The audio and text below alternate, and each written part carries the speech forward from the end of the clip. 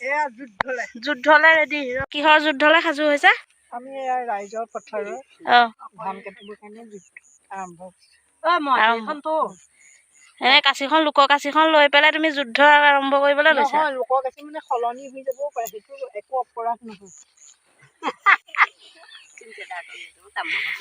এয়া চব ৰণলে সাজু এতিয়া ৰাইজৰ পথাৰ ৰণ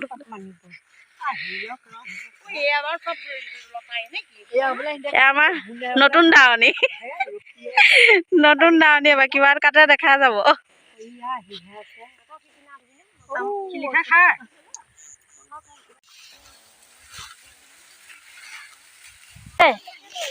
সাংবাদিক আহিছো লেডিজ সাংবাদিক কিয় কাটো ৰখি আছা কাটা নতুন বোৱাৰী ধান কাটি কেনেকুৱা লাগিছে পটাপট কাটা ইমান লাহে লাহে কাটিলে কেনেকে হ'ব আমি এডৰা শেষ কৰি থৈ আহিছো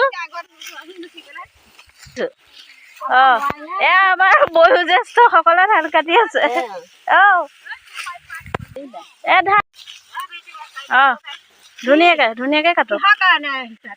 ধুনীয়াকে কাটক আপোনালোকে পাল মাৰি পাল মাৰি কাটিছো আপোনালোকে দেখাব লাগিব আমাৰ ছেক্ৰেটাৰীক দিব লাগিব এইটো তেজপুৰ লাইভ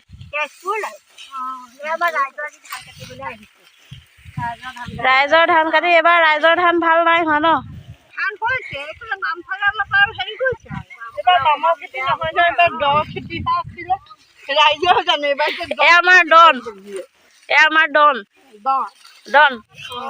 দনে ৰৈ মানুহ চাই থাকোতে কৈছে ধান কটা দেখাই নাই মই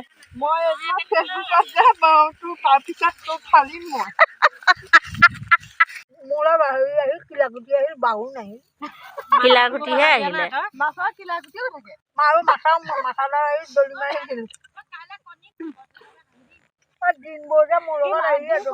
এনে তোমাৰ অভিজ্ঞতাটো কোৱা হল ধান কটা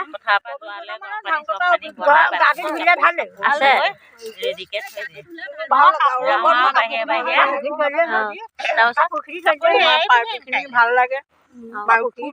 কাটি মানে পথাৰ লাগা ওলকবি নিসিজোক আলু নিসিজোক কটা নাই কিন্তু কামুৰি খাই সেইটোও টেষ্ট বেলেগ মানে পথাৰৰ নিচিনা অভিজ্ঞতা কামুৰিব পৰা নপৰা বুলি নহয় কিন্তু মানে পথাৰৰ অভিজ্ঞতাটো মানে মই বুজাব নোৱাৰিম আৰু মানে যেনেকৈ মানে মাছৰ কিলাকুটি পিছ পৰিলেও কথা সোণৰ যেনেকুৱা অভিজ্ঞতা মানে সোণগুটি কাটিবলৈ আহোঁতেও তাৰো তেনেকুৱা অভিজ্ঞতা একদম ধুনীয়া কথা কৈছা